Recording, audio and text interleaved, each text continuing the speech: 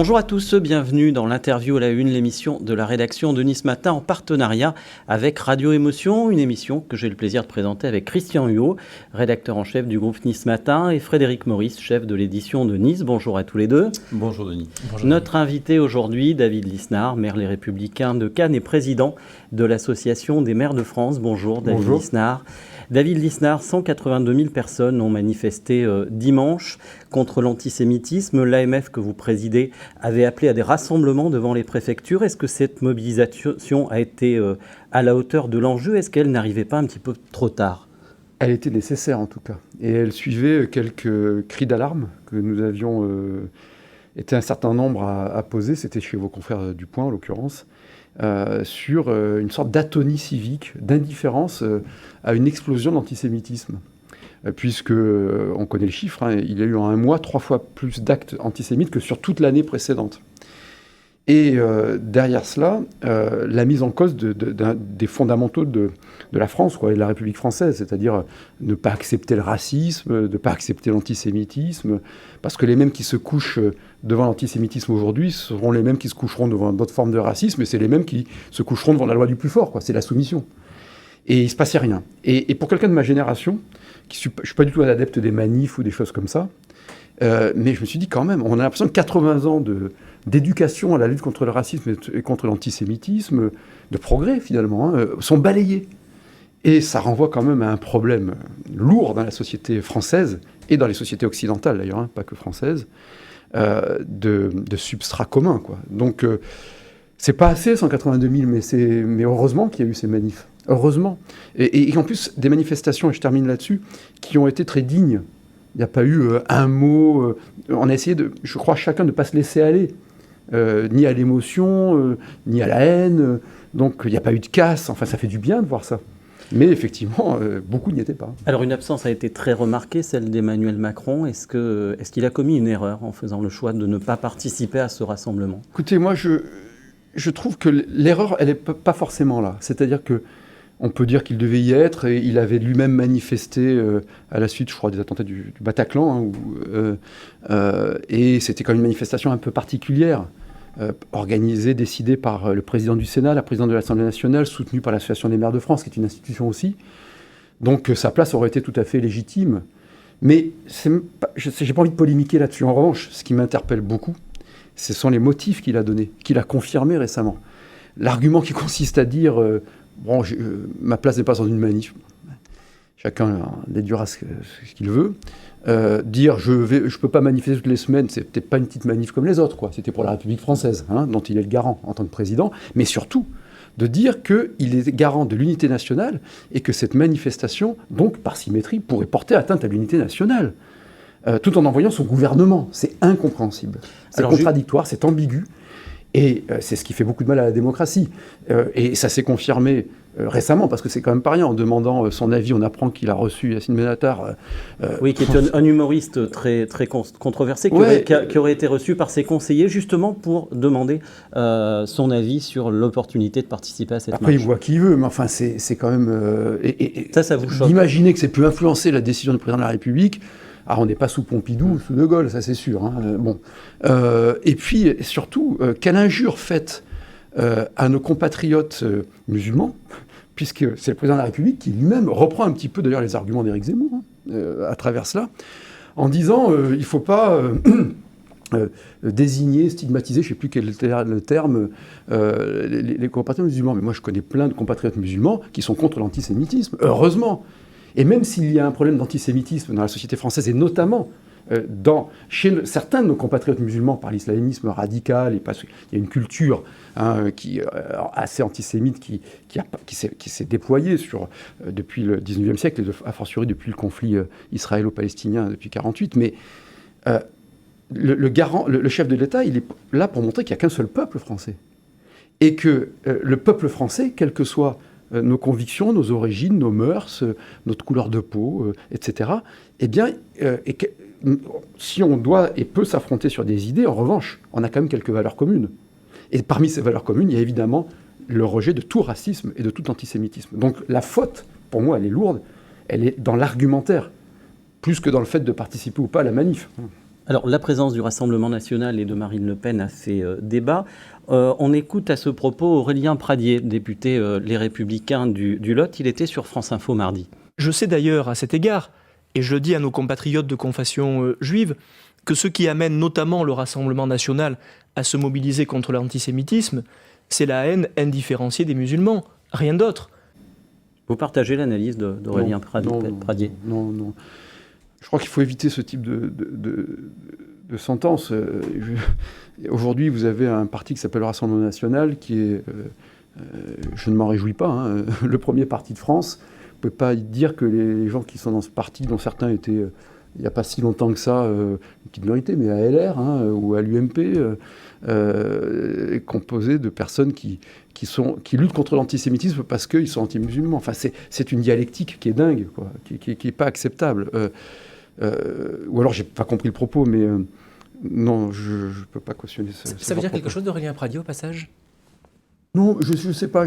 En plus, je n'ai pas entendu cette interview-là. Alors, peut-être qu'elle était qu'il a argumenté ou reconstitué ce propos. Parce que c'est une interview très dure envers les Républicains, par exemple, qu'il a porté mardi matin. Je pense que nous sommes dans un contexte qui est particulier et qui nécessite d'affirmer ses idées et de faire du débat politique, évidemment, sans hypocrisie. Mais qui nécessite aussi de chercher les moyens de se rassembler, quoi. Voilà. Alors ce contexte, justement, est-ce qu'il nécessite une ligne plus claire? Emmanuel Macron a affiché d'emblée son soutien à Israël, mais il a aussi critiqué ce week-end dans une interview à la BBC les bombardements sur les civils, les femmes et les enfants palestiniens. Quelle doit être la position de la France? La France n'a plus de position. Et rien n'est pire en matière diplomatique, comme dans les autres domaines de la vie d'ailleurs, que de vouloir plaire à toutes les opinions. C'est une des causes de la grave crise de la démocratie que j'évoquais tout à l'heure, que nous affrontons, qui, plus qu'une crise de la représentation, c'est une crise de l'exécution, c'est une crise de l'impuissance publique. Et donc la constance de la parole et la cohérence entre la parole et les actes est plus que jamais une nécessité pour retrouver de la confiance. Ça, c'est de façon globale, et c'est tout le problème du en-même-tentisme, qui peut être une subtilité pour comprendre les complexités du monde. Donc on a besoin de comprendre que les choses ne sont pas manichéennes. Mais dans la décision, dans les prises de position, mais c'est vrai dans une famille, c'est vrai dans une entreprise, c'est vrai dans une mairie, c'est vrai partout, il faut être manichéen. Il faut prendre la décision, par définition, c'est trancher. Et notre politique aujourd'hui étrangère, elle n'est rien. Elle n'est ni la politique du général de Gaulle, de Pompidou, qui était celle de la France jusqu'aux milieu des années 2000, qui était une politique d'équilibre, ni une politique d'engagement. Tout simplement parce qu'elle est contradictoire et qu'elle n'est que sur des paroles. Mais notre diplomatie, le corps diplomatique a été supprimé il y a quelques mois. On ne peut pas, vous comprenez, en 8 jours, aller dire en Israël qu'il faut reconstituer la coalition internationale anti-Daesh pour éliminer le Hamas, ce qui est déjà une absurdité, puisque dans la coalition anti-Daesh, il y a des financeurs du Hamas, donc c'est un petit peu compliqué. Et 8 jours après, dire que c'est une coalition humanitaire avec la reprise d'arguments qui empêchent d'éliminer le Hamas, puisque, hélas, le Hamas est présent dans les écoles, est présent dans les immeubles d'habitation à Gaza, est présent dans les hôpitaux. Mais vous, à la place d'Emmanuel Macron, vous faites quoi? C'est-à-dire que vous fermez les yeux sur cette vengeance aveugle des Israéliens? Alors, je ne pense pas qu'il y ait de vengeance aveugle. Je réfute ce terme. Je ne suis pas du tout un aficionados de la politique israélienne menée par Netanyahou depuis des années, qui est une des causes du problème. Mais il n'y a pas de vengeance aveugle. Il y a beaucoup de civils. Il y a beaucoup de civils certainement innocents qui ont été tués. Oui, certainement, et c'est un drame. Hein. C'est bien la vengeance aveugle. Non, c'est pas de la vengeance aveugle. C'est la concrétisation d'objectifs militaires en sachant que l'ennemi se met volontairement au milieu des civils pour ne pas être combattu. Donc, soit vous renoncez à combattre un mouvement néo-nazi qui veut éliminer de la surface de terre les juifs, soit vous le tolérez. Donc, c'est une situation abominable. C'est un mal nécessaire, quoi. Si vous voulez, vous savez, c'est comme si on comparait Oradour-sur-Glane et les bombardements sur Berlin ou sur Dresde. C'était dramatique aussi pour le peuple allemand. Quand on parle de génocide en Palestine aujourd'hui, il fallait éliminer les nazis. Vous réfutez ça. Mais enfin, les mots ont un sens. Le génocide, c'est la volonté d'éradiquer un peuple. Il n'y a pas de volonté d'éradiquer un peuple de la part d'Israël. Contrairement en revanche, il y a peut-être des crimes de guerre, il faudra analyser cela, comme dans tout conflit militaire. Mais ces choses-là ne peuvent pas être balayées comme ça en quelques instants. C'est-à-dire que dans l'urgence, quand vous avez ce qui s'est passé avec cette volonté génocidaire, pour le coup, du Hamas à l'égard des Juifs d'Israël, mais c'est une doctrine internationale, hein, de l'islamisme international, vous ne pouvez pas accepter... Israël était dans une urgence sécuritaire et une gravité existentielle. Et évidemment, l'obligation, et le Hamas le savait, d'Israël, c'est d'éliminer le plus possible l'arsenal militaire et les dirigeants du Hamas. Le rôle de la France, c'est pas de faire des mises en scène pour plaire à telle ou telle opinion. C'est de faire un travail diplomatique souterrain, de parler avec toutes les parties, parce que la diplomatie, c'est ça, c'est de parler avec des gens infréquentables, hein, pour focaliser sur la libération des otages français qui sont encore détenus par le Hamas. Ça, c'est l'évidence. Deuxièmement, c'est de faire en sorte que l'élimination du Hamas, pas de l'idéologie, parce qu'on n'élimine pas une idéologie avec des armes, hein, mais des dirigeants du Hamas et de l'arsenal militaire, soit faite le plus vite possible et que l'utilisation de l'armée soit proportionnée. Mais il faudra des commissions d'enquête, etc. Mais vous ne pouvez pas dire à un pays comme Israël, entouré de menaces, de ne pas se défendre après. C'est comme si en France, on avait eu 12 000 morts quand même, hein, sur des actes terroristes diligentés par la Belgique ou par la Suisse, quoi, hein. Donc je pense qu'on serait allé voir ce qui se passait en Belgique ou en Suisse. David. Non, mais je veux juste terminer là-dessus. Et ensuite, la solution à deux États. Vieux catéchisme, dit Éric Ciotti, dépassé. C'est une nécessité, mais qui aujourd'hui est impossible puisque les belligérants remettent en cause l'existence même de l'indépendance, de la liberté, de la souveraineté, de l'existence de l'autre État. Mais il est évident qu'il faudra une initiative diplomatique puissante, évident, dans quelques mois, qui n'est pas possible aujourd'hui, pour réactiver ce qui avait conditionné, ce qui avait accompagné les accords d'Oslo, qui était un progrès considérable, qui avait été repris à Annapolis, hein, dans les années 2000, voir ce qu'il faut garder des accords d'Abraham. Et une solution politique. Parce que, vous voyez, pourquoi je réagis encore à ce que vous disiez tout à l'heure. On entend dire quand même tout et n'importe quoi. Quand on entend parler, par exemple, de blocus de Gaza, je rappelle que tous les jours, il y avait 20 000 Palestiniens de Gaza qui faisaient aller-retour en Israël pour aller travailler et que les interactions étaient en pleine augmentation. Qu'en revanche, il y a un blocus totalement hermétique, c'est pas Israël-Gaza, c'était l'Égypte-Gaza. Hein, il faut le rappeler. Aujourd'hui, Israël est tout à fait dans son droit et légitime pour aller éliminer le Hamas, et malheureusement, c'est un conflit militaire au milieu des civils.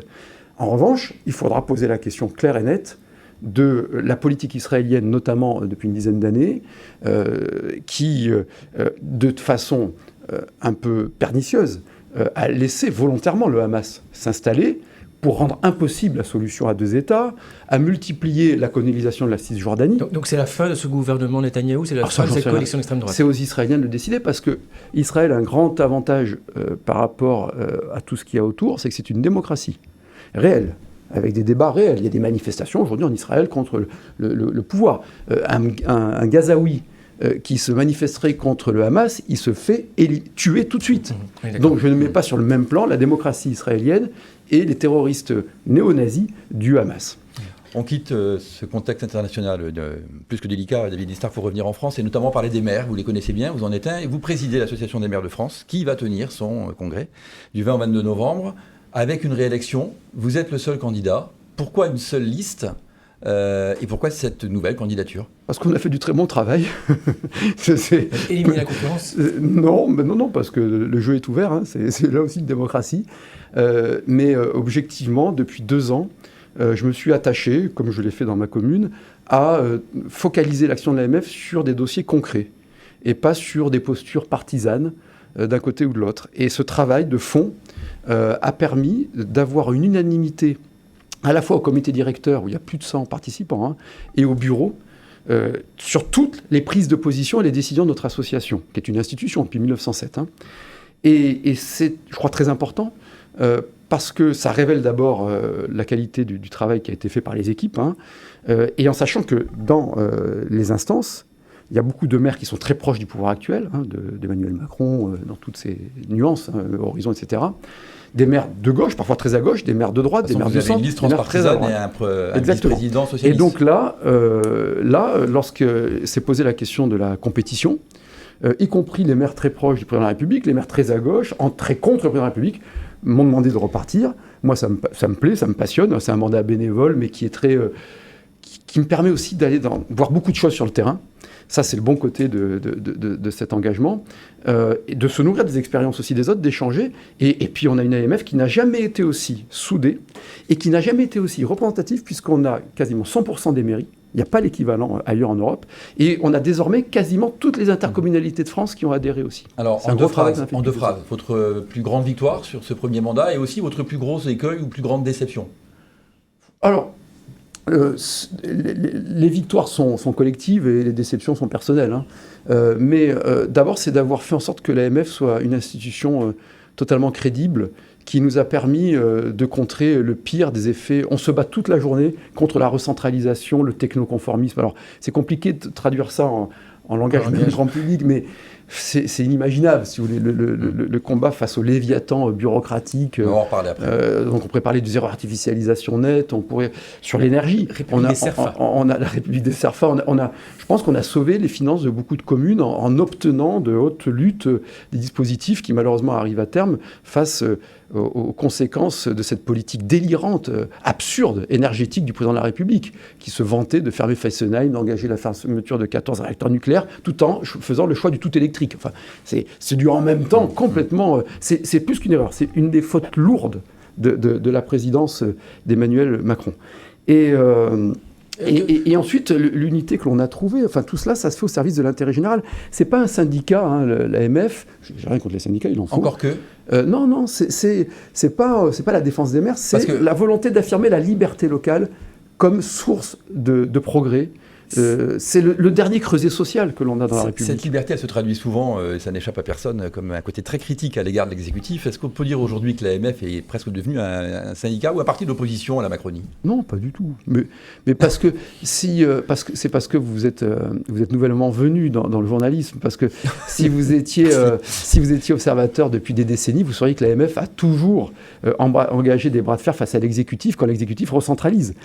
Elle a été créée pour ça en 1907. Elle a été reconnue de la République en 1933. Et il y a eu des affrontements sous Nicolas Sarkozy, pour prendre les périodes plus récentes, sous François Hollande. Des grosses périodes de sommeil aussi, quand même. Je sais pas, c'est pas mal de le dire, mais aujourd'hui, l'AMF, et je répète, dans nos bureaux, les maires proches du pouvoir actuel sont très représentés. Une Catherine Vautrin, Alain Chrétien, le maire de Vesoul, qui sont très très proches du pouvoir, et qui sont tous très très dynamiques et fermes contre le technoconformisme qui nous gouverne. Et il y a eu une recentralisation financière, taxe d'habitation, CVAE, après la taxe professionnelle. Donc on nous met sous tutelle. L'État met vraiment en difficulté les collectivités locales, financièrement. Mais si vous voulez, c'est-à-dire que tout ça déresponsabilise. Si on avait supprimé les impôts locaux et que parallèlement il y avait eu une baisse de la fiscalité en France, on aurait pu dire, bon, on perd l'autonomie, mais enfin on rend le pays moins pesant sur les contribuables, etc. Sauf que en 2022, et ça sera encore pire en 2023, nous battons le record du monde des prélèvements obligatoires, 46% du PIB, impôts plus charges, le record du monde de la dépense publique. C'est-à-dire que plus l'État a supprimé les impôts des collectivités, plus il y a de fiscalité au total sur les habitants. C'est factuel, c'est incontournable. Et cette recentralisation financière, elle met les collectivités sous perfusion du malade. Il y a des collectivités mal gérées, il y a des mairies mal gérées, etc. Mais c'est pas parce qu'il y a des PME mal gérées qu'il faut les mettre sous tutelle de l'État. La réalité, d'un point de vue macro-financier, à l'échelle, c'est que le problème des comptes publics de la France, majeur, pays surendettés, surfiscalisés, avec des fonctionnaires souvent moins bien payés qu'ailleurs, un service public qui coûte plus cher, mais qui rend moins de services de proximité, vient de la recentralisation. Et donc c'est un sujet majeur, d'efficacité, qui est une des causes de la crise de la démocratie qu'on évoquait tout à l'heure. On finira avec les maires. Les maires sont malheureux aujourd'hui, ils expriment leur malaise. Dans quel état d'esprit ils sont? Êtes-vous? Et qu'est-ce que vous pouvez faire pour eux davantage? Alors, là aussi, c'est difficile, parce que les maires ne sont pas malheureux, c'est un mandat magnifique. Ils sont nombreux à expliquer leur désarroi. En revanche, on le voit bien, on vient d'ailleurs faire une enquête Cevipof, dont les résultats vont sortir dans quelques heures. La première cause il faut quand même savoir qu'aujourd'hui, il y a 40 maires qui démissionnent par mois en moyenne depuis 2020.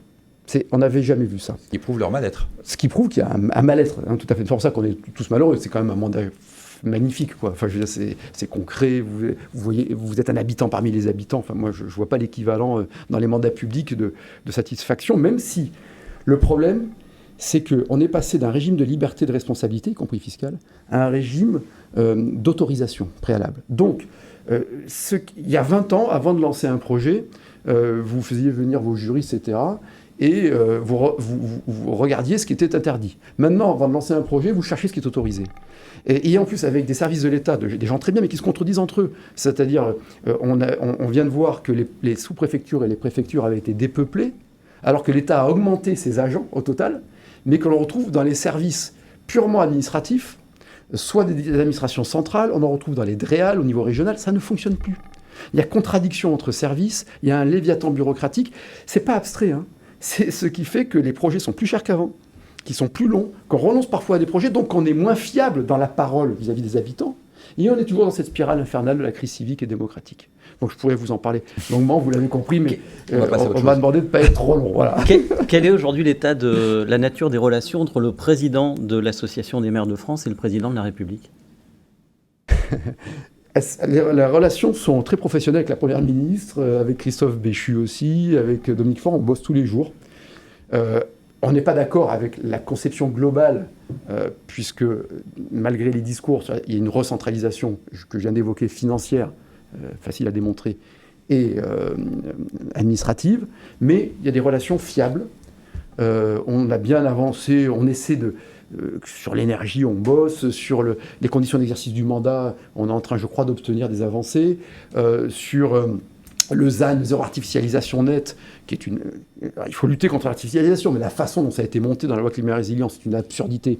On a obtenu des amendements pour que ça soit moins débile. Bon, mais le problème, c'est que c'est dans le cadre d'une politique qui est très conformiste et très étatiste, avec un État qui se mêle de tout, sauf de ce qu'il regarde en premier lieu, c'est-à-dire rendre la justice, et donc assumer les fonctions régaliennes. Plus il s'occupe du reste, moins il s'occupe du régalien. Ça aussi, c'est démontrable dans la réalité de la vraie vie et dans les chiffres. Avec le président de la République, moi, je ne personnalise pas les choses. Je respecte l'institution, évidemment. Je constate que depuis 2017, nous avons eu des alternances de discours en nous annonçant des actes de décentralisation. C'était le lendemain des Gilets jaunes. Puis il y a eu le CNR avec la décentralisation. Puis maintenant, il y a la mission Éric Woerth. Et puis parallèlement, il y a les rencontres de Saint-Denis. Bon. Mais que dans les discours, il y a eu aussi contradiction. Il y a exactement 1 an, vous trouverez ça sur le site de l'Élysée, le discours du président de la République aux maires qu'il recevait à l'Élysée pendant le congrès des maires, il disait cette phrase assez incroyable en disant « En France, depuis des décennies, lorsque l'on veut séduire les maires, on leur parle de décentralisation, mais si la décentralisation avait réglé quoi que ce soit, cela se saurait. » C'est pas toujours un succès, la décentralisation. D'accord, mais après, il vous dit « Et nous allons engager un nouvel acte de décentralisation. » Donc, il y a déjà contradiction des mots, et dans la réalité, on voit pour l'instant pas grand-chose venir. Donc, il y a une défiance. C'est une évidence. Quant à la décentralisation qui n'est pas un succès, les décentralisations... Il y a une quantité d'exemples probants dans le livre de Roselyne Bachelot avec des actes de décentralisation où on permet un peu tout et n'importe quoi et c'est la prime à la démagogie sur certaines choses qui sont quand même délirantes. C'est des sentences, c'est toujours pareil. C'est-à-dire que l'arbre qui tombe fait toujours plus de bruit que la forêt qui pousse. Hein. Il n'y a pas qu'un arbre là, qui tombe, il y en a beaucoup. Il y a des collectivités mal gérées. C'est aux habitants de trancher et de choisir qui les gère. Mais quand vous regardez à l'échelle du pays, je vais donner quelques chiffres par exemple. Malgré les mauvaises gestions de certaines collectivités. Le total, c'est aux habitants de le dire, c'est pas moi. Le total des dépenses des collectivités, régions, départements, blocs communaux, interco, etc., représente 19% du total de la dépense publique en France. La moyenne européenne, qu'on soit dans les États fédéraux comme l'Allemagne ou centraux comme la France ou la Suède, c'est 39%. Donc, contrairement à un lieu commun. Deuxième élément, quand on regarde en pourcentage du PIB, le total des dépenses des collectivités en France, malgré le millefeuille, ce que vous dites, c'est 10,3% de la richesse. La moyenne européenne, c'est 18%. Nous ne sommes pas le problème des comptes publics de façon macro. Et comme on enlève de la responsabilité fiscale, moi je veux rendre des comptes à mes habitants sur ma politique fiscale. Or aujourd'hui, l'exécutif a concentré la politique fiscale sur les seuls propriétaires. Ce qui est profondément injuste, ce qui déresponsabilise des élus et des habitants, et ce qui est donc une source de perte de sens et de perte de performance. Donc, si on veut redresser le pays, lutter contre l'impuissance publique, il faudra bien sûr s'attaquer en amont à la production de normes et de règles qui sont beaucoup trop nombreuses. Il faudra que l'État soit beaucoup mieux managé. Et troisièmement, il faudra évidemment un renouveau de la décentralisation beaucoup plus simple qu'elle a été organisée, des compétences claires, des financements clairs, bref, de recréer de la responsabilité individuelle et tant que maire, on puisse rendre des comptes et être jugé par les habitants. Frédéric. Sans transition, mardi, le Sénat a adopté un projet de loi de réforme de l'immigration beaucoup plus strict que celui qu'avait rédigé le gouvernement. Le 11 décembre, l'Assemblée nationale commencera à examiner ce texte. Qu'est-ce que ne doivent pas tolérer les députés de droite? La remise en question de la suppression de l'aide médicale d'État, l'article 3, quels doivent être les garde-fous, selon vous? Pour quelles raisons ils doivent s'opposer à ce texte? Je pense, pour ma part, et je l'ai dit depuis le début, qu'il n'y a rien de pire qu'un texte qui ne serait pas efficace. Donc avec des postures très très martiales sur la lutte contre l'immigration, qu'elle soit illégale ou légale, qui énervent ceux qui sont plutôt immigrationnistes, et qui ne régleraient rien, et qui donc contrarierait une immense majorité de Français qui d'ailleurs, y compris issus de l'immigration, c'est ce que j'explique à un certain nombre de personnes, qui ne veulent pas qu'il y ait du désordre migratoire. Ce problème est devenu, malheureusement, un problème majeur. Parce que moi, j'aimerais qu'on parle beaucoup plus de numérique, d'ambition écologique, d'ambition éducative, de démographie, mais pas que sur l'immigration, de la chute de la natalité, par exemple. Mais aujourd'hui, le fait qu'il y ait eu quasiment 500 000 titres de séjour sur la seule année 2022, qu'on soit au moins 900 000 immigrés dont une grande partie d'étudiants. Minorité, dont beaucoup de faux d'étudiants, hein, vous avez raison de le souligner. C'est devenu un problème majeur de cohésion sociale. Bon, le texte qui sort du Sénat, il vous convient? Mais le texte qui sort du Sénat est beaucoup plus pertinent que le texte qui est entré au Sénat. Même sur la ME? Oui, même sur la ME, ouais. bien sûr. Il faut venir la MU, et les 3500 médecins qui ont signé cette pétition sont des... Mais ils sont tout à fait légitimes pour exprimer leur position, comme tous les autres médecins qui estiment que l'AMU obstrue les services d'urgence et la médecine libérale. Il y a 400 000 bénéficiaires de l'AMU, c'est un chiffre quand même important, dont le coût moyen est de 3 000 €. Voilà. C'est toute la question que vous réfléchirez à cela. Donc il y a un problème évidemment de détournement de l'AMU. Et le devoir d'humanité consiste à créer une AME, de créer une AMU, pardon pour le lapsus, donc d'urgence, ça c'est un devoir d'humanité, et qui respecte le serment d'Hippocrate, etc. Mais aujourd'hui, il est évident que cette disposition qui n'existe nulle part ailleurs est un appel inconsidéré et une dégradation des comptes publics. Et sur l'article 3, on n'est pas sur un truc complètement hypocrite. On abolit l'article 3, par contre on donne les mêmes prérogatives au préfet pour régulariser... mais pas du tout. À la tête du client. Mais je vais vous répondre, je vous réponds tout de suite sur l'article 3. Bah ouais. À un moment donné, vous savez, le grand président Pompidou disait « Gouverner, c'est enlever les mais, la MAIS ». Donc si vous décidez de faire une loi pour enfin maîtriser l'immigration, vous ne pouvez pas avoir une seule disposition qui contredit cet objectif. Parce que c'est ce qui tue la crédibilité des textes. C'est contredit, l'article 4 bis, ça contredit complètement. Donc aujourd'hui, le fait de dire que s'il y a des immigrés en situation irrégulière, qui s'inscrivent dans un processus d'intégration régulière, voire de naturalisation, et c'est souvent des belles personnes, c'est évidemment, cela doit être géré au cas par cas. Mais de faire un droit, par l'article 3, un droit à la régularisation massive de clandestins, c'est complètement contradictoire avec l'objectif annoncé, d'une part, et d'autre part, c'est totalement... C'est cet État qui est faible avec les forts et fort avec les faibles. C'est-à-dire ces injonctions contradictoires qu'on rencontre dans beaucoup de pans du droit, y compris en urbanisme, d'un droit qui est beaucoup plus laxiste avec ceux qui ne respectent pas les voies légales qu'avec ceux qui les transgressent. Donc vous avez des immigrés qui respectent toutes les voies de la légalité, qui n'arrivent pas à obtenir des titres, et avec qui on est implacable. Et puis on serait laxiste avec des personnes certainement de qualité, mais qui d'emblée se sont mises en clandestinité. Donc l'hypocrisie, elle est là. Justement, elle n'est pas dans le exemple. reste. Un exemple. Ensuite, sur le texte, le problème de ce texte, c'est qu'à partir du moment où on n'a pas réformé la Constitution, les seules dispositions qui ont été ajoutées par le Sénat et qui pourraient rendre ce texte un peu efficace sur l'immigration légale, pour la maîtriser, mais aussi sur l'immigration illégale. Sur l'immigration légale, notamment la restriction du droit des sols, ne passeront pas, ce que personne ne dit, aux fourches codines du Conseil constitutionnel en vertu des jurisprudences issues de l'article 3, de l'article 8 de la Cour européenne des droits de l'homme.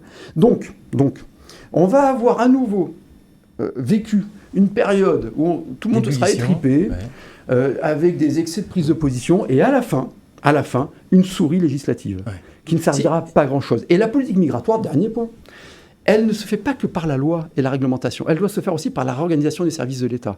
Il y a aujourd'hui une dispersion des directions qui suivent l'immigration en France, qui, compte tenu en plus du maquis juridique et administratif, font qu'un certain nombre d'associations s'engouffrent dans les interstices de ces contradictions pour ajouter du chaos.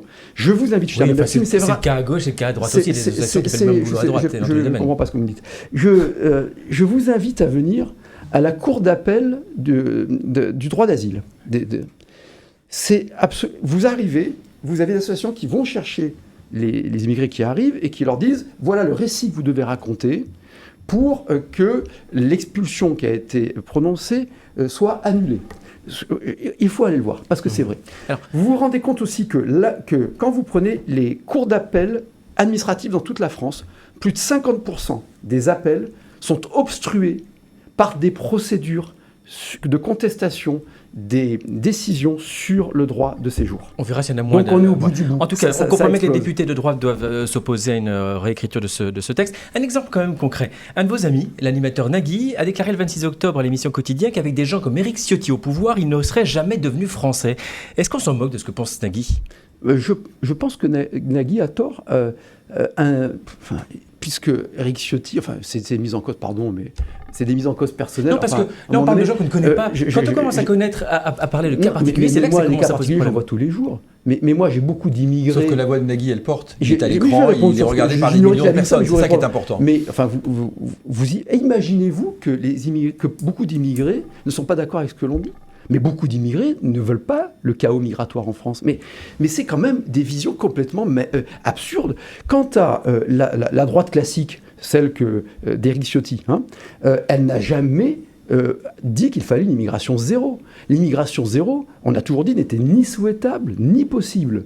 En revanche, il y a aujourd'hui une immigration de masse qui pose un problème d'équilibre de la société française, mais qui pose aussi un problème de capacité d'accueil. C'est ce que je dirais à Nagui quand je le verrai. Parce qu'aujourd'hui, Nagui, peut-être qu'il serait beaucoup plus mal accueilli qu'à l'époque où il était accueilli, parce qu'on ne peut plus maîtriser les flux migratoires. Or, l'intégration puis l'assimilation nécessitent de maîtriser les flux et la quantité, d'où d'avoir des politiques de quotas. Ce n'est pas une question morale, c'est une question d'efficacité. C'est aussi simple que ça. En cas d'adoption de ce texte par le 49.3, est-ce qu'il faut aller jusqu'au dépôt d'une motion de censure comme a menacé Éric Ciotti ? C'est-à-dire à renverser le gouvernement, à provoquer des élections. C'est aux parlementaires de le dire, mais je ne veux pas Est-ce que c'est un motif valable ? Alors, c'est sûr qu'il ne faudrait pas ajouter du chaos au chaos, mais ceci étant, aujourd'hui, la question est tellement cruciale. Si on n'arrive pas à retrouver une capacité dans le respect d'un état de droit amélioré, de régler le problème migratoire, c'est la voie ouverte à tous les extrêmes. Donc, je pense que la droite classique, celle de LR du VI et des autres, la mienne, doit être inflexible sur ce dossier, parce que si on n'est pas inflexible sur ce dossier, c'est vraiment un boulevard qui est déjà malheureusement bien tracé pour des partis qui sont moins classiques précisément et qui sont aujourd'hui dominants, notamment le RN. Alors David Lisnard, on va parler de l'école. Les résultats des évaluations de 4e sont tombés cette semaine. Plus d'un élève sur 2 ne sait pas lire convenablement. Plus d'un élève sur 2 est incapable de résoudre des problèmes de maths basiques. Le ministre de l'Éducation, Gabriel Attal, qualifie lui-même ces résultats d'inquiétants. Il envisage une réforme du collège. C'est la solution ? C'est le problème majeur du pays. Le déclassement éducatif est vraiment ce qui, aujourd'hui, pèse sur tout le reste, y compris sur le débat politique, sur la qualité du débat politique, les fondements de la raison critique, ce qu'on a évoqué en début d'interview sur l'antisémitisme, le racisme. Donc, mais même dans notre capacité à affronter les défis du XXIe siècle, de façon rationnelle, scientifique, l'écologie, l'intelligence artificielle. Moi, je suis père de famille, donc j'ai une fille qui a fait un CAP, et une fille qui a eu son bac et maintenant en études supérieures, j'ai un fils qui est au collège. Je vois bien, quoi. Sur les fondamentaux, c'est pas une vue de l'esprit. Sur les mathématiques, sur l'expression française, la capacité de discerner, de confronter les points de vue différents, d'accepter la controverse, compliqué. Et c'est pas les plus démunis, hein, mes enfants. Ils sont dans un contexte où on lit. Bon. Et là, c'est objectivé, là. Pardon ? Et là, c'est objectivé. Ouais, mais c'est objectivé depuis un bout de temps, hein, parce que on voit. Bon. Le problème, c'est qu'on ne peut pas se contenter de dire il faut rétablir les fondamentaux ou dire on va faire une énième réforme. Moi, ce que je souhaite maintenant, c'est qu'il y ait du contenu, parce qu'on est dans la contradiction aussi. Gabriel Attal est habile. Je pense qu'il est bon. Hein. Enfin, moi, je l'ai discuté avec lui. On sent quelqu'un qui est un professionnel, d'ailleurs. Et c'est pas du tout péjoratif, c'est un compliment. Mais à un moment donné, vous ne pouvez pas dire en même temps on rétablit les fondamentaux, puis on crée en fin de troisième un certificat vert avec un apprentissage. Donc des gamins, ils savent trier, c'est très bien, mais ils ne savent pas compter, donc ce qui est embêtant pour trier d'ailleurs. Et puis on va créer des cours de bienveillance. C'est pas à l'école, quoi, la bienveillance. Si on veut avoir des enfants bienveillants, d'abord c'est aux parents de leur apprendre, et c'est surtout à l'école d'apprendre la raison critique, la philosophie, la confrontation des idées, et ça permet à la fois d'affirmer des positions. L'école doit apprendre et doit se recentrer. Elle doit. Aujourd'hui, on n'est ni bon sur les fondamentaux, ni bon sur ce que les anglo-saxons appellent les soft skills, les compétences douces. Et donc, moi, là-dessus, avec Nouvelle Énergie, mon parti, on travaille beaucoup sur cette question-là. On avait produit une note il y a 3 ans. On travaille énormément. Et l'idée, c'est d'avoir enfin des vrais fondamentaux le matin, respectés, forts, et des compétences douces l'après-midi. Notamment à travers l'éducation artistique et culturelle. Même dans le secondaire, même au lycée. Mais il faut commencer il faut avoir cette philosophie-là de la maternelle jusqu'au supérieur. Et on ne réglera pas ce problème de l'éducation sans s'attaquer à l'origine du problème, c'est-à-dire l'égalitarisme. Sous couvert, alors ce que je vais dire est encore contre-intuitif, mais je voudrais plus convaincre, je ne cherche pas à plaire, si vous voulez. La carte scolaire, aujourd'hui, est une assignation à résidence sociale et identitaire des plus pauvres.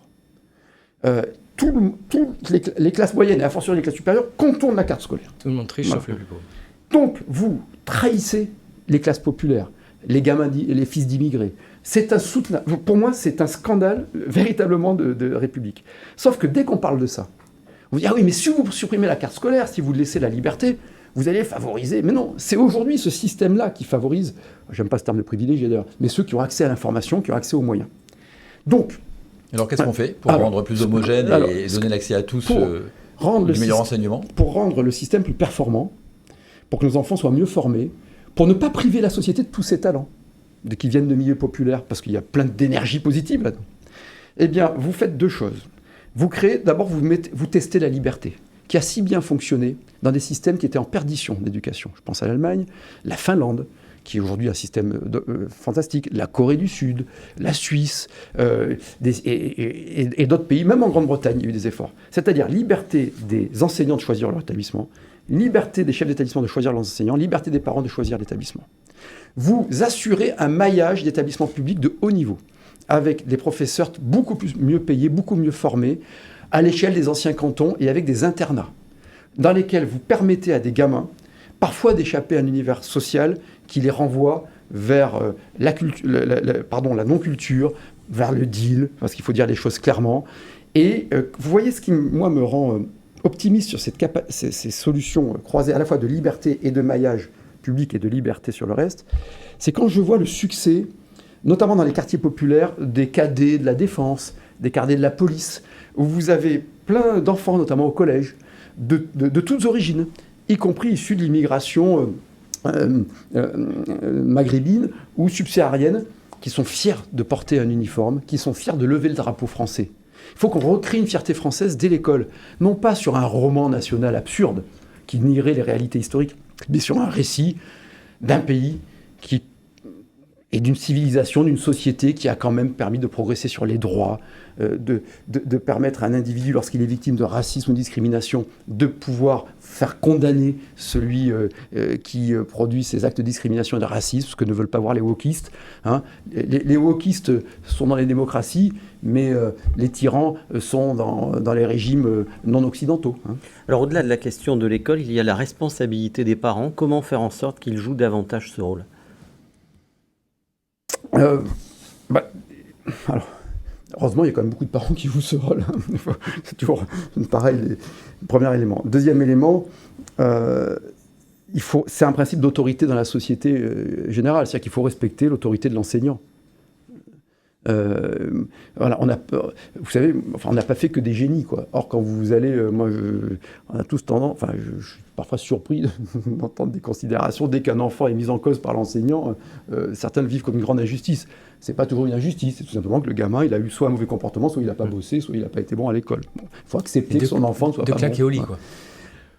Non, parce que ça va renvoyer au châtiment corporel, donc on va partir dans des polémiques insensées. Ah, ça réussit à la préfectorale. Mais en tout cas, retrouver de l'autorité, de la simplicité.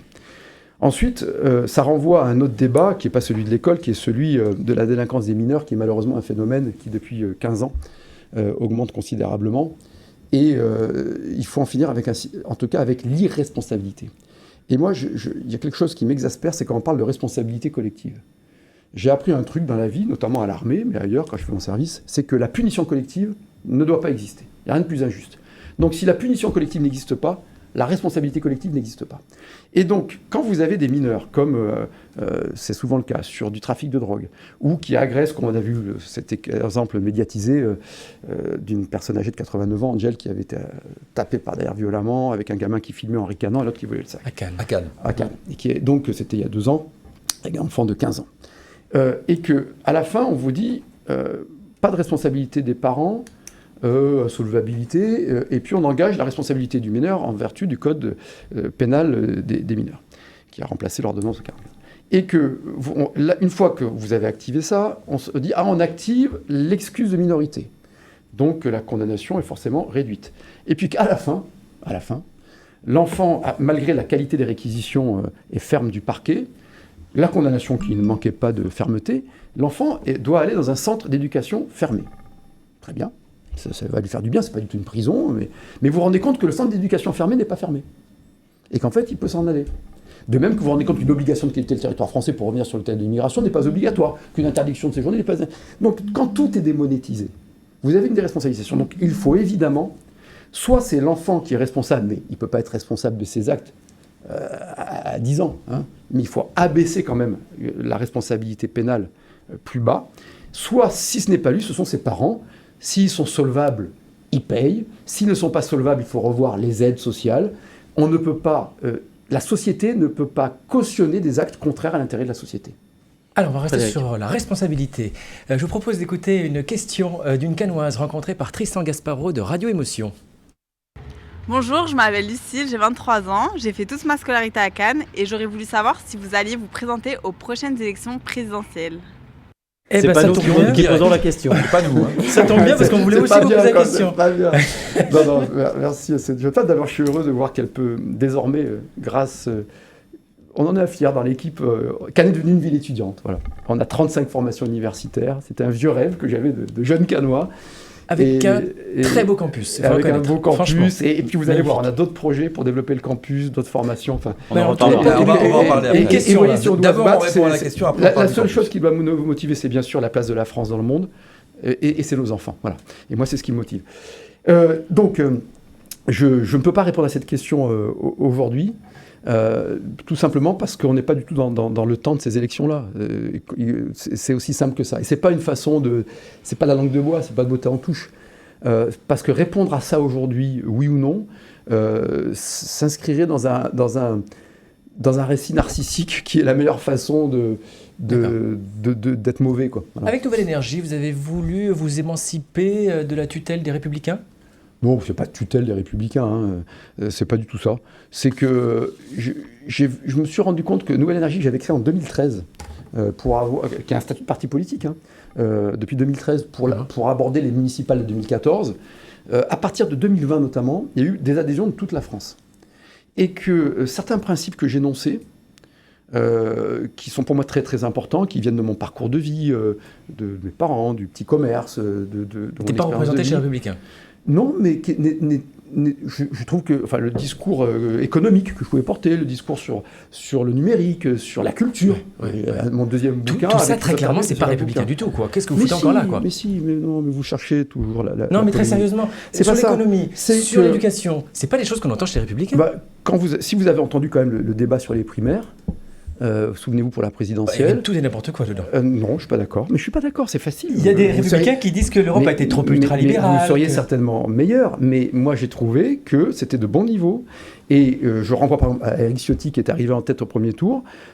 Il avait un discours sur la fiscalité, sur l'économie qui était très pointu et qui était en phase complète. Vous l'entendez encore d'ailleurs ce discours chez Éric Ciotti? Oui. On entend moins, j'ai l'impression. Mais est-ce qu'aujourd'hui, m'avez-vous posé une question réel sur l'économie, sur le numérique? C'est toujours moi qui parle de ça. Depuis 1 heure, nous sommes ensemble, vous ne m'en parlez pas. Mais Éric Ciotti, si vous lui posez la question, vous verrez, et on en parle, on fait des conventions. Ça intéresse moins la presse que d'autres thèmes. Voilà, premier élément.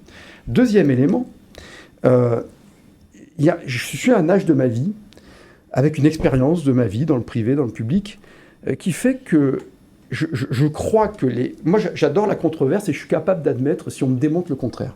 Mais par exemple, sur les retraites, quand j'ai dit que la réforme des retraites, d'abord il ne fallait pas être hypocrite, pour ne pas dire un autre mot que Éric Ciotti avait utilisé ici d'ailleurs, on ne pouvait pas dire 6 mois avant on veut mettre la retraite à 67 ans, puis dire si on la met à 64 ans c'est antisocial, quoi. Voilà.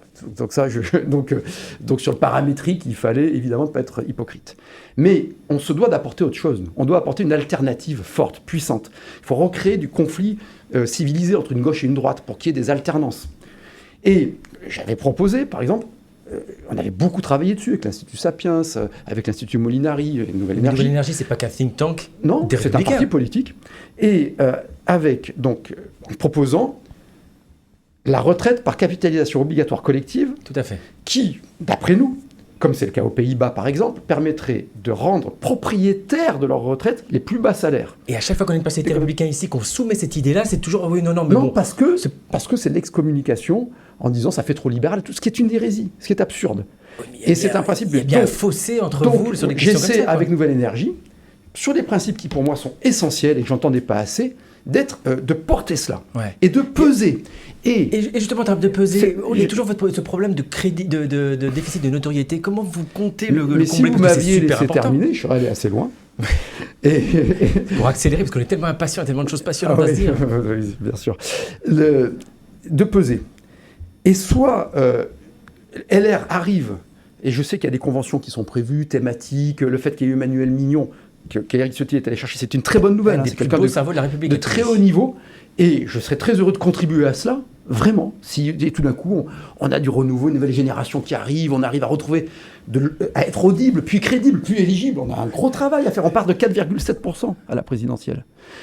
Donc soit ce phénomène se passe, et j'apporterai cela avec grand plaisir, et s'il y a une femme ou un homme leader qui émerge, qui clairement, avec conviction, avec puissance, avec sincérité, porte ça, je suivrai volontiers.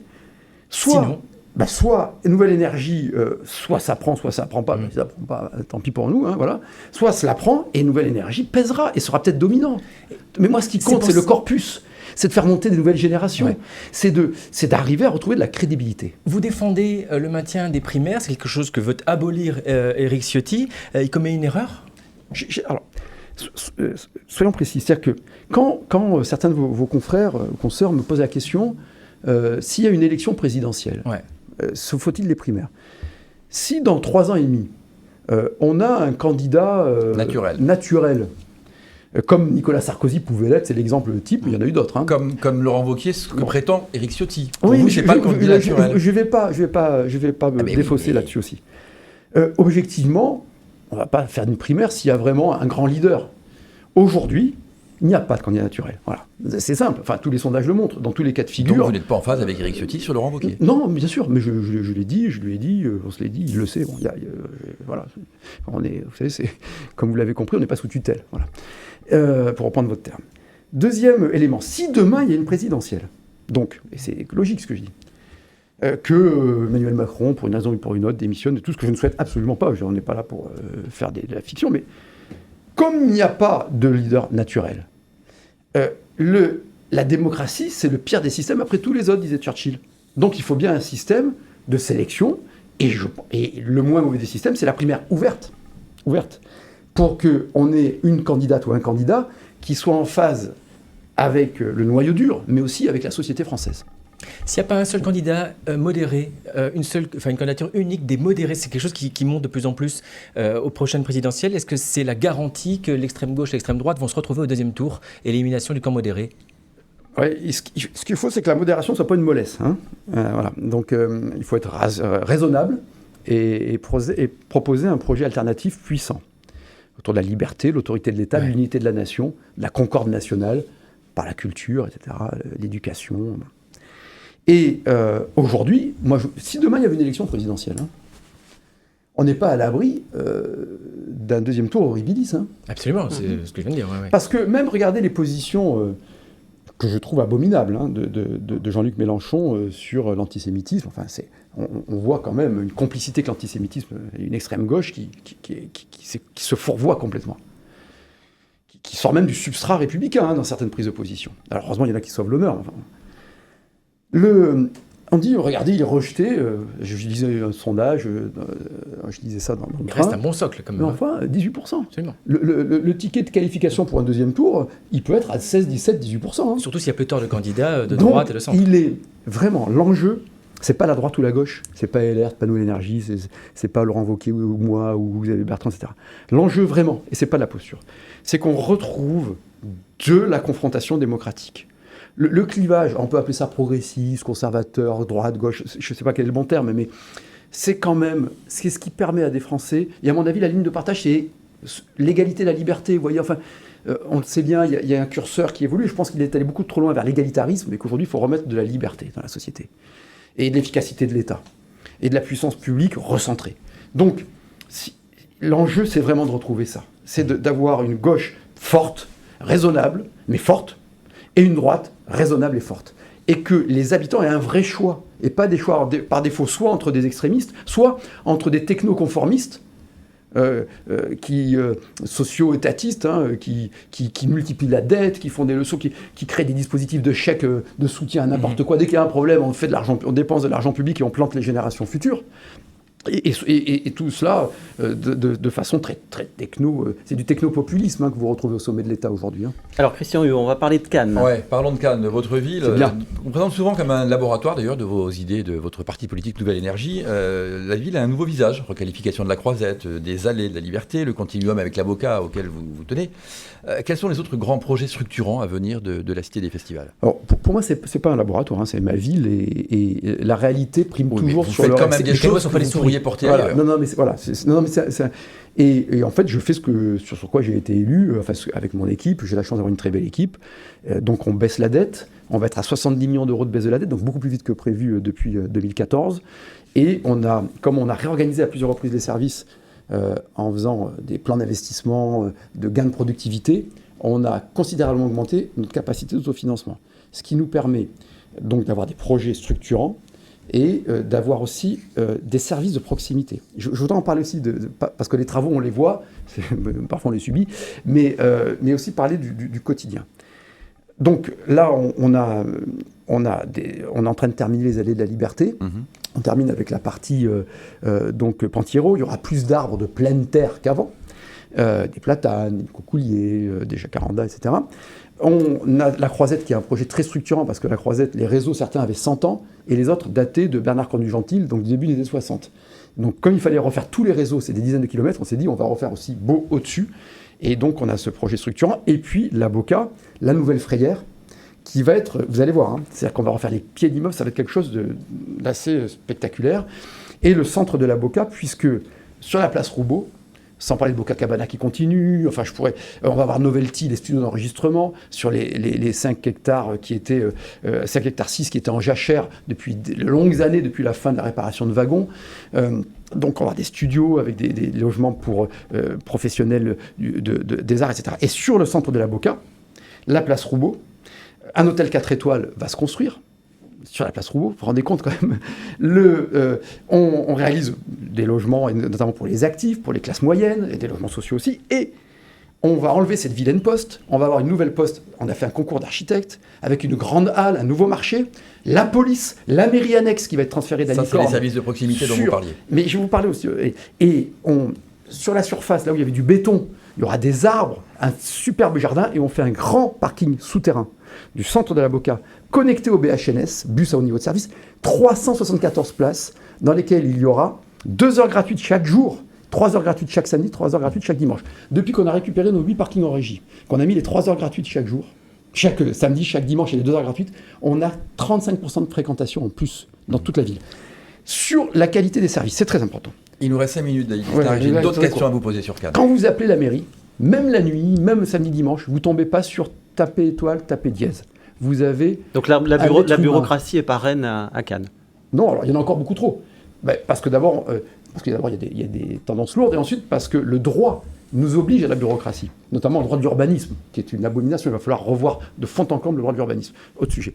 Mais on vient d'obtenir un classement, on en est heureux. C'est le travail des équipes, c'est le travail des agents, tout en baissant les dépenses et en améliorant les conditions de travail des salariés, puisqu'on a des nouveaux régimes indemnitaires, on rémunère au mérite, etc. On vient d'être classé premier par l'AFNOR, qui envoie des clients mystères. Alors, c'est pas parfait, parce que je dis ça pour me dire, là, j'étais mal. Mais sur les services état civil, sur la réponse aux emails, sur la réponse au téléphone, premier en France, sur la catégorie de notre commune. Donc, on a un classement AFNOR, et ça, on en est heureux, parce que c'est pas forcément ce qui se voit. Ça se voit moins qu'un palais des sports, ou vous voyez, que des travaux que l'on peut faire. Et une superbe salle des fêtes qu'on va inaugurer aussi à la Boca bientôt. Alors, restons à la Boca. On en a parlé un peu tout à l'heure. Le ville universitaire, Cannes, c'est votre souhait. Vous avez créé ce campus Georges Méliès qui avait accueilli 1000 étudiants depuis septembre 2021 à la Bastide Rouge, autour des métiers et essentiellement de l'image. Qu'est-ce que vous attendez de nouveau à Cannes? Qu'est-ce que vous voulez faire venir? Au passage, vous souhaitez aussi créer une école de manipulateurs en radiologie. Bureaucratie, ça ne se fait pas. Alors, entre la volonté et les actes, il y a beaucoup de choses, et vous avez 30 secondes pour répondre. Et on y va. Bien, monsieur le juge. On a une formation qui va être ouverte là, bientôt, et c'est la première fois qu'on va sur le médical et sur l'image, donc sur l'information sur le cancer. Donc c'est très important, puisqu'on a le congrès d'oncologie maintenant à Cannes, et donc on fait toute une filière qui va être connectée au pôle de l'image et sur mieux informer les patients, traitement de l'image, la communication, les familles, etc. Ça, c'est une nouvelle formation. Sur les manipulateurs radio, on est dans le truc complètement absurde, mais des exemples comme ça, j'en ai des dizaines. Je ne suis pas sûr qu'il y ait que de la bureaucratie. Il y a peut-être de la mauvaise volonté de la région, puisqu'on ne demande pas d'argent. On a l'accord de la profession. Mais la loi, désormais, fait que pour créer une formation, il faut une autorisation du conseil régional. Et depuis des mois, on demande l'autorisation. On ne demande pas un rond. On demande simplement l'autorisation. Quel est ce pays où, pour faire un skatepark, il a fallu que j'ai l'autorisation du ministre, et pour faire une formation en accord avec les professionnels, avec l'hôpital, avec les professionnels privés et publics, il faut une autorisation du conseil régional. C'est absurde. Bon. Et donc, soit la région, soit il y a un problème bureaucratique à la région, soit un problème de mauvaise volonté. Ensuite, sur le campus. Parce que ça, c'est fantastique. Vous voyez, je suis étudiant tout à l'heure, moi, ça me... Enfin, voilà. C'est ce qui me motive, c'est pour ça que le mandat de maire est si magnifique. Si on a encore le temps, il y a une autre question, étudiant. On voudrait créer un autre campus. Aujourd'hui, je vais proposer aux présidents d'université qui ont travaillé très bien, j'ai identifié un site sur lequel on pourrait continuer pour devenir la capitale européenne des métiers de l'écriture, des métiers de la création, dans le siècle de l'intelligence artificielle. La question se pose fondamentale de l'utilité humaine.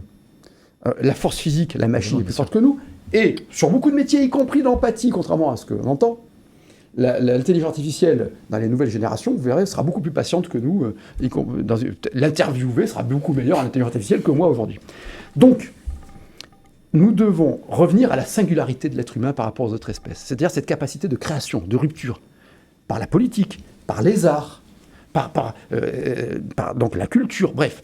Et donc, je souhaiterais que Cannes soit une ville du XXIe siècle qui compte, notamment sur tous les métiers de la création, et qui sont des métiers très rémunérateurs, et qui donnent beaucoup d'espérance. Donc, image, création et IA, voilà, dans les formations cannoises. Exactement. Okay. Une question au micro de Triton Gasparo de Radio Émotion d'un de vos administrés.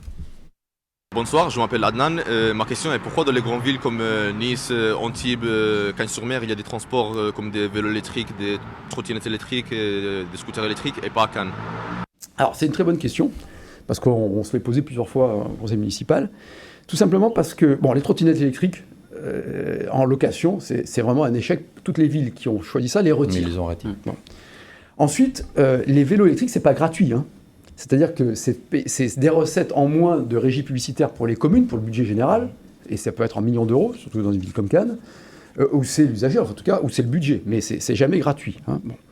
Et le choix qui a été le nôtre, on a fortement développé le BHNS, on a beaucoup avancé, enfin vous qui avez connu Cannes il y a quelques années, en termes de transport public, aujourd'hui c'est une réussite, quoi. Hein. En 10 ans, ça est allé très vite. Et on a mis un système de location de vélos électriques avec le transport public, qu'on est en train de développer très fortement. Donc ce système existe à travers le transport public. Sur le reste, au-delà du coût, le vélo se développe à Cannes, mais sans passer par la puissance publique. C'est-à-dire que moi, je ne suis pas étatiste, mais ça vaut aussi pour moi. Alors c'est peut-être contre-intuitif là aussi, mais objectivement, il y a des loueurs de vélos à Cannes, privés. On peut acheter des vélos. Vous voyez beaucoup de vélos à Cannes, comme dans toutes les villes, et je pense que ce n'est pas forcément du ressort de la collectivité. Voilà, même si c'est pas dans l'air du temps, mais on verra avec le temps. C'est pas donné les vélos aujourd'hui, hein, mais... Ah oui, c'est sûr, mais il y a toujours quelqu'un qui le paye. C'est pas donné. C'est pas donné non plus pour la ville. Donc le contribuable aujourd'hui en France, c'est le plus pressurisé du monde. 46%. On va terminer avec une question. Cannes est une belle ville, incontestablement, une ville de tourisme, mais aussi une ville où il y a des taux de pauvreté importants et de l'insécurité. Vous le dites vous-même. Elle est parfois dénoncée, et notamment, vous avez parlé du quartier de la Frayère tout à l'heure. Il y a des points de deal dans la ville. Il y a un regain de tension dans ce quartier de la Frayère. Qu'est-ce qu'un maire comme vous peut faire, au-delà de l'aspect urbanistique que vous avez déjà décrit tout à l'heure, pour éradiquer ces fléaux? D'abord, vous constaterez que j'ai toujours mis en exergue la pauvreté élevée et l'insécurité. Je ne l'ai jamais caché. Alors, parce que... c'est bien pour ça qu'on vous pose la question. Non, mais on ne peut jamais être efficace si on nie les constats. Ensuite, quand je me regarde, je me désole, mais quand je me compare, je me console, hein, aussi, y compris en matière de sécurité quand même. Sur la Frayère, la situation s'est nettement améliorée. Il y a eu un travail que nous avons mené qui n'était pas des coups de com', qui n'était pas des opérations, on fait venir la presse, etc. C'est-à-dire que tous les jours, depuis plusieurs semaines, nous faisons des opérations avec des chiens explos, des chiens arbres qui détectent les armes, des chiens qui détectent l'argent cash et qui détectent les stupes. J'ai participé à certaines opérations pour aller voir, porte par porte. Ensuite, il faut qu'il y ait un traitement judiciaire. Hein. Enfin, tout ça, c'est complexe, hein, mais on le fait avec le parquet, avec qui on travaille très bien, avec le commissaire central, avec la police municipale. Et objectivement, est-ce que les points de deal ont disparu des entrées d'immeubles à la Frayère aujourd'hui? Aujourd'hui, il y a toujours du deal, mais il n'y a pas qu'à la Frayère. Du deal, il y en a partout.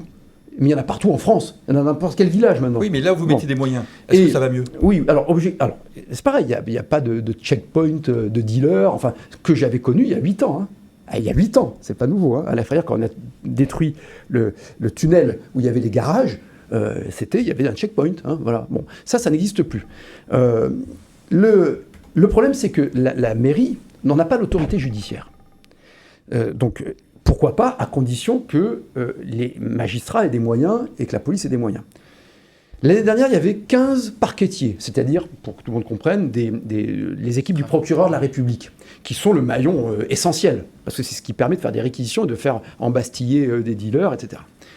Aujourd'hui, il n'y en a plus que 13.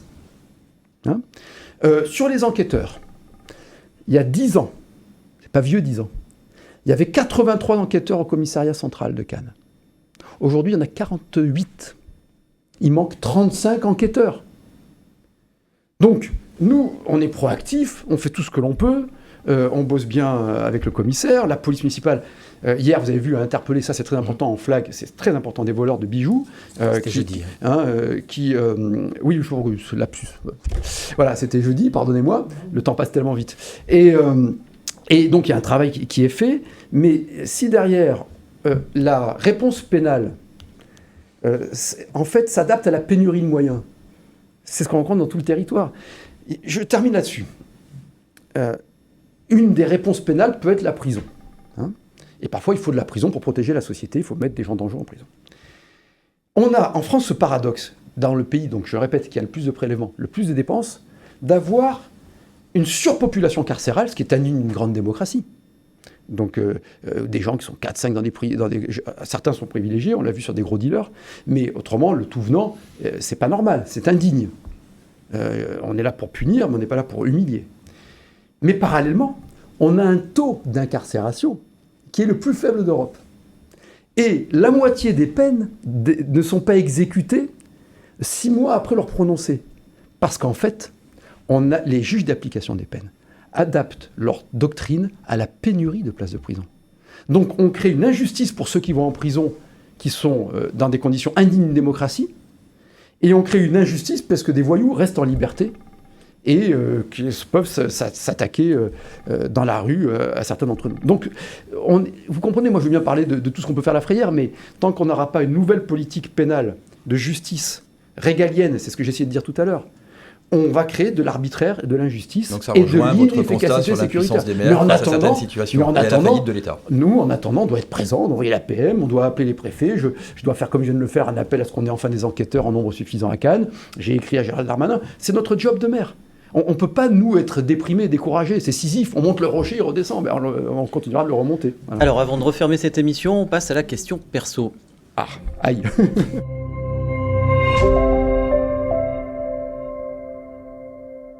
Frédéric Maurice.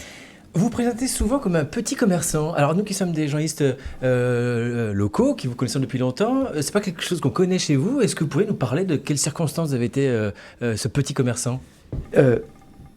Avec l'âge, je me rends compte que le fait d'avoir grandi dans le commerce a vraiment structuré beaucoup de choses en moi. Qu'ensuite je peux intellectualiser. C'est vos parents qui étaient commerçants, c'est ça ? Oui, tout à fait. Tout à fait. Vous n'avez jamais été commerçant personnel ? Ah si, jusqu'en 2016. C'est vérifiable au greffe, c'est vérifiable. Mais c'est marrant d'ailleurs de douter de ça. Non, c'est pas ça, c'est parce qu'en fait. Parce que vous connaît depuis tellement longtemps. Mais moi, je ne vous ai pas connu tenant une échoppe. Non, mais parce que pensez-vous qu'un commerçant tient toujours une échoppe. C'est toujours celui qui est derrière la caisse. Regardez autour de vous, je ne sais pas, par exemple dans la grande distribution, le propriétaire des Galeries Lafayette, qui je crois est Monsieur Pinault, je ne suis pas sûr qu'il soit derrière la caisse. C'est vrai aussi parfois à l'échelle du petit commerce. Donc, en revanche, j'étais d'abord co-gérant avec mon père, et ensuite seul gérant de la SARL, les petits durs à la fin, puisque c'était le dernier qui est resté, et que nous avons vendu, et que j'ai vendu en 2016. Mais j'ai toujours considéré que c'était mes parents, c'était l'œuvre de mes parents, qui, après leur carrière sportive et artistique, ma mère était danseuse d'étoile, mon père footballeur professionnel, qui avait peu de moyens, se sont débrouillés par eux-mêmes, ont monté un commerce, puis 2 commerces, puis 3 commerces, puis c'est monté à plus, entre Limoges et Cannes. Et ça m'a vraiment forgé, savoir ce qui était parfois des périodes de réussite. On a eu quelques années où ça rentrait bien, puis des périodes parfois où les huissiers venaient, où on perdait des choses. C'est très formateur. Savoir discuter avec un banquier, une échéance avec un fournisseur, savoir recruter, savoir licencier. C'est peut-être ce qui manque à beaucoup d'hommes politiques, mais il m'est arrivé, parce que j'aimais bien, notamment quand j'étais gamin, d'être derrière la caisse, mais je vous assure que mon père, par exemple, n'était pas derrière la caisse non plus. Mais on pouvait être chez le comptable, en revanche. Ou chez le fournisseur, ou faire des achats. Merci beaucoup, David Lisnard. Merci à tous les deux. Merci à Sophie Doncé et Philippe Bertini pour la réalisation de cette émission. À Christelle Benjamin pour sa préparation. On se retrouve la semaine prochaine pour une nouvelle édition de l'Interview à la Une. Bonne journée et bon week-end à tous.